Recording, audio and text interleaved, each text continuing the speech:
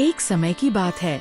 एक छोटे से गांव में एक आदमी रहता था जो अपनी मूर्खता के कारण पूरे गांव में प्रसिद्ध था। गांव के बच्चे तक उसका मजाक उड़ाते थे।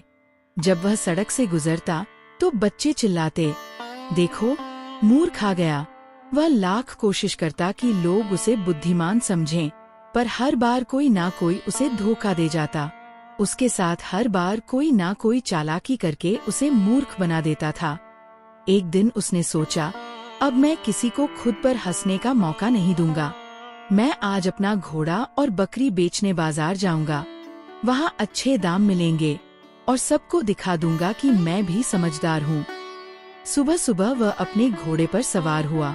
उसने बकरी के गले में घंटी बांध दी ताकि वह चलते समय आवाज करती रहे और पीछे छूटे नहीं। बकरी को उसने एक रस्सी से बांधा। रस्सी का एक सिरा बकरी के गले में और दूसरा घोड़े की पूंछ में बांध दिया। उसे लगा, अब बकरी पीछे पीछे चलती रहेगी और मुझे चिंता नहीं करनी पड़ेगी। लेकिन किस्मत को कुछ और ही मंजूर था। गांव से थोड़ी दूर निकला ही था कि रास्ते में कुछ ठगों की नजर उस पर पड़ी। वे पहले से ही उसकी मूर्खता के किस्से सुन चुके थे। उन्होंने तय किया कि आज इस मूर्ख से अच्छा माल हाथ लग जाएगा। पहला ठग धीरे से उसके पीछे आया। उसने चालाकी से बकरी के गले की घंटी उतारी और वही घंटी घोड़े की पूंछ में बांध दी।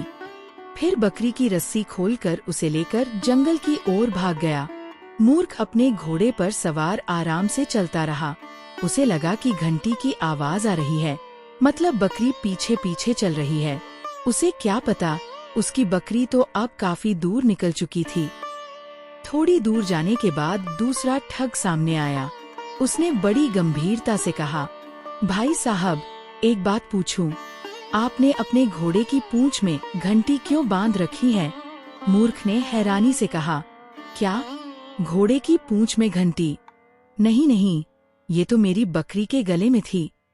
उसने पीछे मुड़कर देखा तो बकरी गायब थी। अब उसे समझ आया कि बकरी कहीं छूट गई है या किसी ने चुरा ली है।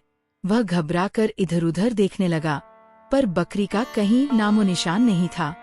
तभी तीसरा ठग वहां आ पहुंचा, जो पहले से सारी योजना जानता था। उसने मूर्ख के पास आकर कहा, भाई परेशान मत हो।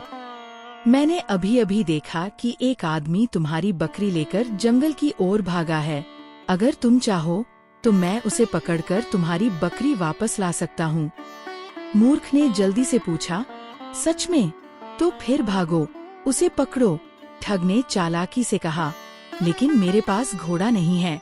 अगर तुम अपना घोड़ा मुझे दे दो तो मैं तुरंत उसे पकड़ सकता हूँ। मूर्ख बिना कुछ सोचे समझे अपने घोड़े से उतर गया और लगाम ठग को थमा दी। ठग ने कहा, तुम यहीं रुको, मैं अभी तुम्हारी बकरी लेकर लौटता हूँ। और इतना कहकर वह घोड़े को दौड़ाते हुए दूर निकल गया। बेचारा मूर्ख बहुत देर तक इंतजार करता रहा। सूरज ढलने लगा, पर न ठग लौटा, न बकरी, न घोड़ा। तब जाकर उसे समझ आया कि वह एक बार फिर ठगा गया है। उसके चेहरे पर निराशा छा गई। खाली हाथ, थकाहारा वह गांव की ओर लौट पड़ा। घर पहुंचते ही बच्चे फिर हंसने लगे। देखो, मूर्ख फिर लुटकर आ गया। मूर्ख सिर झुकाए बस सोचता रह गया, काश मैं थोड़ा समझदार होता। दूर कहीं जंगल की ओर घंटी बजती रही और वे तीनों ठग हंसते हुए गीत गाते रहे। घंटी घंटी बजती रहो, रात दिन गाती रहो, मूर्खों की दुनिया प्यारी, हम ठगों की जय जयकार। जो व्यक्ति सोच समझकर निर्णय नहीं लेता, उसे बार बार ठगा जाता है। मूर्ख की तकदीर कभी लंबे समय तक उसका साथ नहीं देती।